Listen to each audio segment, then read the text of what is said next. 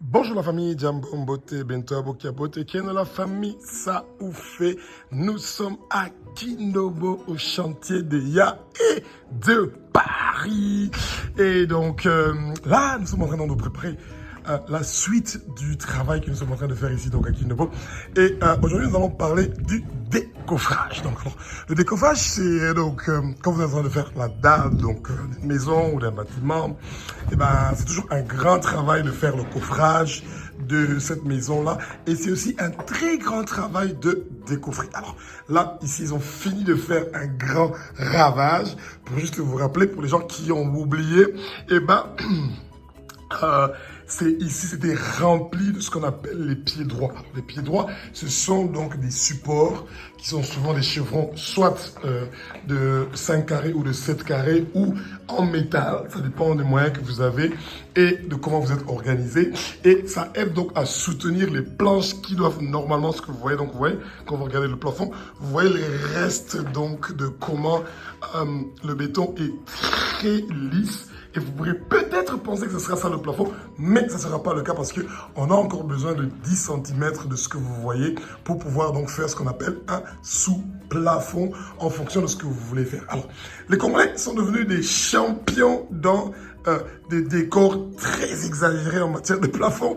Donc, si vous voulez vraiment avoir des lustres et beaucoup de lumière, etc., bah, vous pouvez donc aller plus haut avec vos plafonds. Personnellement, je ne vous conseillerais pas ça parce que c'est une perte d'argent qui est vraiment inutile. Seulement pour avoir des lustres dans votre maison, et c'est la raison pour laquelle vous devez faire donc un plafond qui est élevé et soi-disant pour que ça puisse donc vous donner donc un meilleur aspect de votre salon. Je pense pas que c'est le cas. Quand vous êtes en train de faire le décoffrage de votre maison, vous devez absolument il y a des paramètres que vous devez respecter.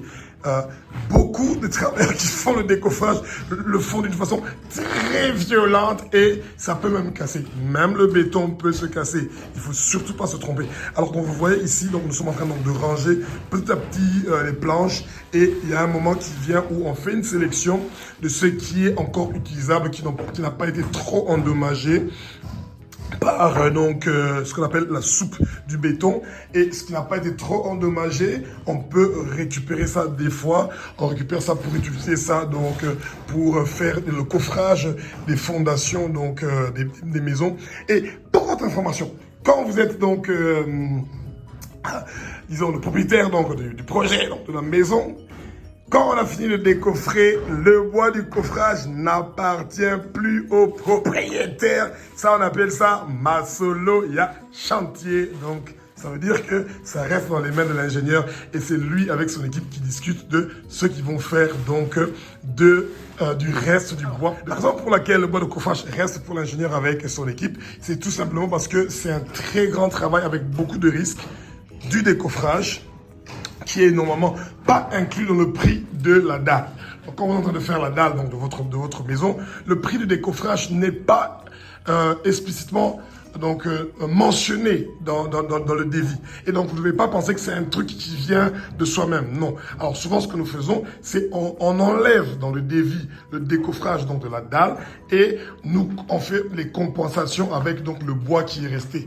Et donc, c'est un bois qui est plus de qualité à pouvoir réutiliser.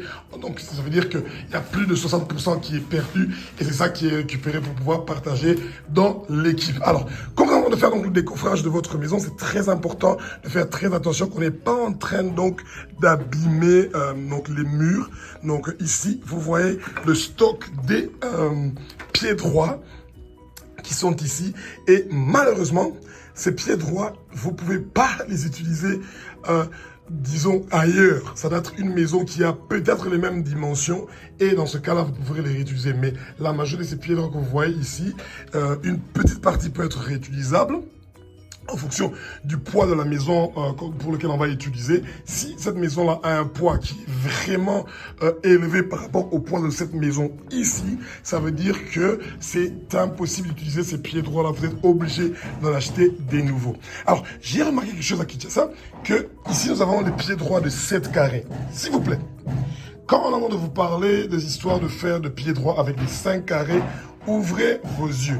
Pourquoi? C'est des risques pour vos travailleurs qui sont en train de travailler dur pour vous et que quand il y a un problème, quand ils sont en train de couler le béton, ça peut s'écrouler sur vos travailleurs. Pour la simple raison que vous avez voulu épargner. Au lieu d'acheter des pieds droits de 7 carrés, vous achetez des pieds droits de 5 carrés. Donc, très important quand vous êtes en train donc, de travailler sur le coffrage de votre future dalle, de penser aussi à la sécurité de vos travailleurs. Donc, alors, ça, c'est le résultat que vous êtes en train de voir. Et donc, ce que vous voyez en bleu, c'est ce qu'on appelle les sachets en plastique, donc des sachets béton. C'est pour empêcher que la soupe du béton puisse donc être perdu, c'est pour récupérer. Il y a beaucoup de formes de pouvoir récupérer donc la soupe, pour pouvoir conserver la soupe de béton. C'est une des techniques. Personnellement, je suis pas très fan de ce plastique parce que c'est un plastique qui est vraiment très léger et c'est un plastique qui est trop léger même et tellement léger que ça n'empêche pas, ça donne pas vraiment le résultat que je veux. On voit comme vous êtes en train de voir là. Cette ligne-là ne devrait même pas être vue. Et c'est quand vous avez une meilleure qualité de plastique, ça peut vous aider. Mais bon, soit on essaie d'être économique. Donc ça, c'est quand on a fini donc de décoffrer donc le plafond. Et là, c'est quand on n'a pas encore fini de décoffrer donc le plafond. Et c'est un travail lourd et très dur et avec beaucoup de risques parce que il y a beaucoup de clous. Donc là. Alors, ce que j'aimerais bien vous donner comme astuce, je sais qu'il y a beaucoup de techniciens qui ne seront peut-être pas d'accord avec moi, mais il y a une possibilité, quand il y a des moyens, de pouvoir laisser votre plafond comme ce que vous voyez ici, et de directement passer à un sous-plafond, donc d'utiliser ce qu'on appelle les Gyproc pour faire directement donc le plafond de votre maison. Il y a des techniques que vous pouvez utiliser pour pouvoir conserver ce que vous voyez ici et ensuite seulement utiliser donc des Gyproc pour pouvoir ne pas perdre ce bois qui se trouve donc entre votre dalle et directement votre sous-plafond.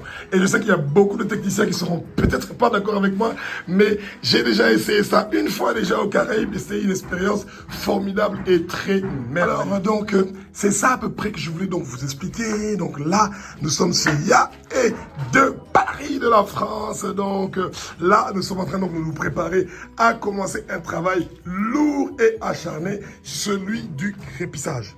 Alors, le crépissage, pour pouvoir faire un bon crépissage intérieur et extérieur de votre maison, vous devez donc bien vous préparer.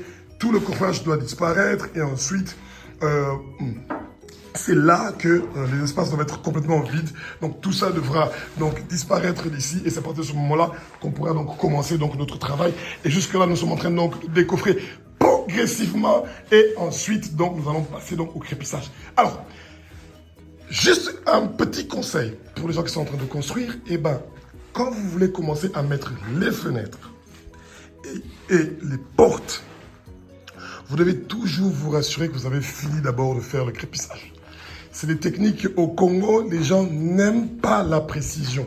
Ils n'aiment pas faire un travail qui est propre. Et alors, souvent, ça arrive qu'ils mettent d'abord les fenêtres ou d'abord les portes et ensuite ils commencent à faire le crépissage. Et c'est vraiment dommage parce qu'ils sont vraiment en train d'abîmer votre travail et votre argent que vous avez travaillé très dur pour ça. Et donc voilà, ici aussi encore, donc nous sommes en train de préparer à continuer donc à décoffrer. Mais tous les pieds droits sont donc partis et là il reste plus que les plafonds et ça va aller donc très vite pour pouvoir terminer avec cette belle histoire. Donc, que Jésus-Christ vous bénisse. Vive le Congo Elengi, et que Jésus-Christ soit béni. Et nous le remercions pour l'intelligence, la sagesse, l'enseignement, la connaissance, la réflexion et surtout beaucoup de patience qu'il nous donne pour que nous puissions voir les belles choses se réaliser dans notre beau pays, le Congo. Et vous voyez que le grand salon de Ya et de la France, de Paris, commence à prendre forme et il y a des modifications que nous allons faire et je suis très curieux de ce que vous allez penser. Donc, regardez bien à quoi ressemble cette pièce et vous allez vite l'oublier dans quelques semaines parce que ça sera donc différent et ça sera vraiment génial. Je suis tellement impatient. Mes mains sont en train donc de chatouiller pour pouvoir passer aux transformations. En fait, donc les transformations de l'intérieur des maisons, c'est quelque chose qui m'a toujours beaucoup fasciné, même beaucoup plus que l'architecture. Pourquoi? Parce que on donne une âme.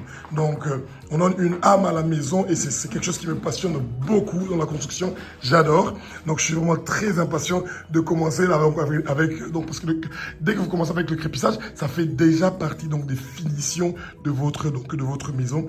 Et donc, ça va être vraiment génial. Donc, je suis très impatient que Adonai, Elohim, notre Dieu, l'éternel des armées, le maître de l'univers, nous donne la force et le courage qu'on continue à travailler dur pour notre beau pays, le Congo, et qu'il est réalisé. Au revoir.